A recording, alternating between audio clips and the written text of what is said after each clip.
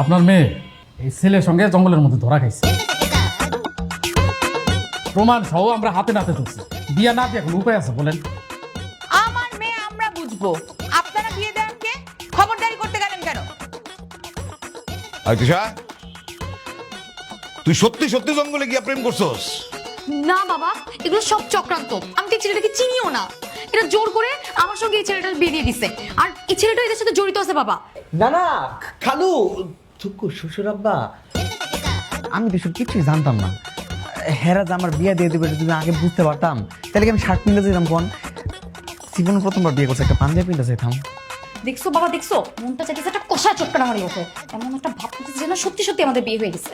দেখেন খালু, ওগরে কিন্তু জঙ্গলে প্রেম করতে গিয়ে ধরছি। এটা কিন্তু ভিডিও আমার কাছে আছে, অনলাইনে ছেড়ে দিছি। আর আপনি চাইলে চেক করে দেখতে পারেন, আমার কাছে ভিডিও আছে। কারণ আপনাকে জামাই আপনারা কি করবেন এটা আপনারা জানেন। আমরা চলে যাই। ও কাকু, ইয়া দাও। আসসালামু আলাইকুম।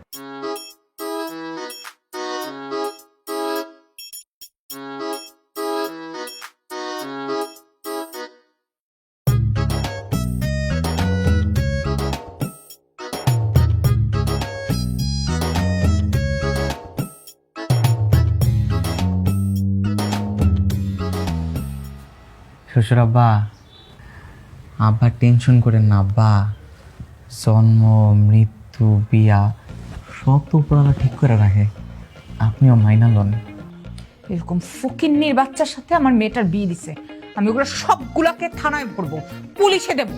আরে মাথায় কি তোমার গোবর দেয়া বইরা গেছে নাকি? হ্যাঁ, সবার নামে তুমি মামলা দিবা? মানে এমনিতে লোক জানাজানি হয়ে গেছে, কেলেঙ্কারির সীমা নাই, এখন তুমি মামলা দিয়ে পুরো দেশবাসীরা জানাইতে চাও?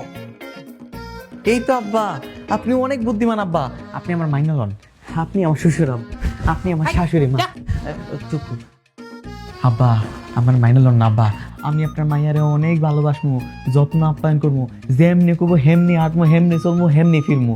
কিসের ভালোবাসা বাবা? তুমি এক্ষুনি ঘাট ধাক্কা দিয়ে এই ছেলেটাকে বাসা থেকে বের করে দাও। আরে কবুল বইলা যেহেতু বিয়া হইছে, তাহলে তো বিয়া হয়েই গেছে, এখন কি বাইর করে দিলে হইব নাকি? আর তাছাড়া মেয়ে মানুষ জীবনে কয়বার বিয়া করে? আশ্চর্য, তাই বলে এরকম একটা ছোট লোকের বাচ্চা আমার মেয়ের জামাই হবে নাকি? কোনো উপায় নাই, হবে। আর তোমার মেয়েও তো অপরাধ করছে, ওর অপরাধের শাস্তি পাইতে হইব না?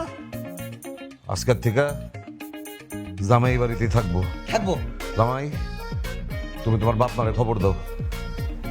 আমার তো এতদিন আব্বা ছিল না, কিন্তু এখন থেকে আছে আপনি। আর আম্মা আছে বাড়িতে। তাইলে তারাই আসতে বলো। ঠিক আছে আব্বা।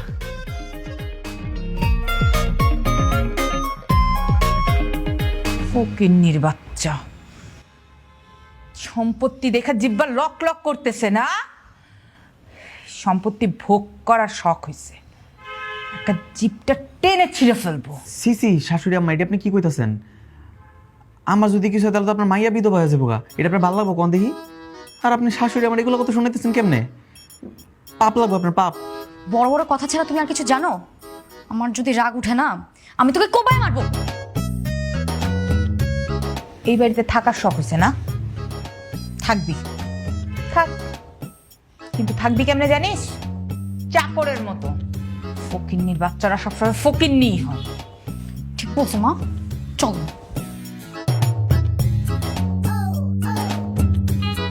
ঠিক বলছো না।